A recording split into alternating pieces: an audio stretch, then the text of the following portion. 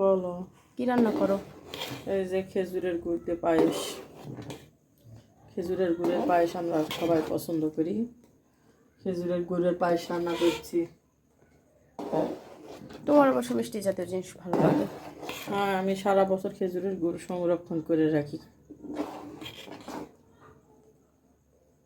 হ্যাঁ, এই যে এখানে দুপুরে রান্না করার জন্য চলে আসছিলাম। আপনার হচ্ছে গরুর মাংসটা সেদ্ধ করব প্রেসারে দিয়ে। এই জন্য সব কিছু আগে হাতে মেখে নিব। সব মশলা, ঝালের গুঁড়ো, হলুদ গুঁড়ো, লবণ গুঁড়ো, তারপরে ধনিয়া গুঁড়ো, শুকনো মশলা সব কিছু দিয়ে নিয়েছি। পেঁয়াজ রসুন কেটে দিয়েছি, দিয়ে হাতে মেখে এটা সেদ্ধ করে নেব। একটু সেদ্ধ করে নিলাম। মাংস, ফ্রিজের মাংস একটু শক্ত শক্ত থাকে, নরম হয়, বাচ্চা কাচ্চা খেতেও ভালো হয়। আর হাতে মাখানো মাংস একটু স্বাদও অন্যরকম লাগে। আমি প্রেশারে সবসময় রান্না করি না, মাঝে মধ্যে একটু করতে হয়। ফ্রিজে রাখলে ওই মাংসটা প্রেশারে দিলে একটু ভালো সেদ্ধ হয়। তো দেখেন কত সুন্দর করে মাংসটা আমি মেখে নিচ্ছি। শুক্রবারের দিন ছিল, শুক্রবারের দিন একটু গোশ না রান্না করলে হয় না। আপনাদের ভাইয়াও বাসায় ছিল, তা সে হচ্ছে গরুর গোশ দিয়ে আপনার পোলাও রান্না করে খাবে, এই জন্য রান্না করছিলাম।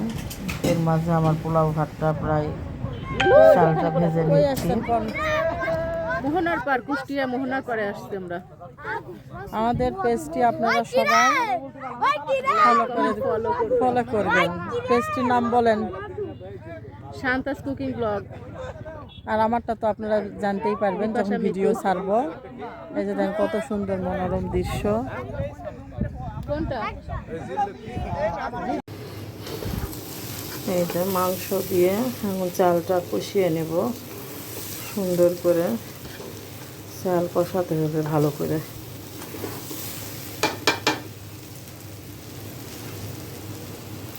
এই যে পানি গরম করে দিয়ে দিলাম। এখন আস্তে আস্তে হালকা জালে রাখবো।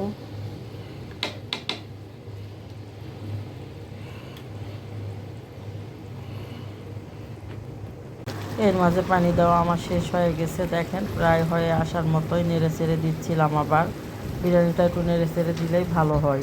এই যে আমার বিরিয়ানি ভাত হয়ে গেছে, দমে দিয়ে রাখছি। কই আসছেন কোন? মোহনার পার, কুষ্টিয়া মোহনার পারে আসছি আমরা। আমাদের পেজটি আপনারা সবাই ফলো করবেন। পেজটির নাম বলেন? Shanta's cooking blog. আর আমারটা তো আপনারা জানতেই পারবেন যখন ভিডিও ছাড়বো। এই যে দেখেন কত সুন্দর মনোরম দৃশ্য। কোনটা?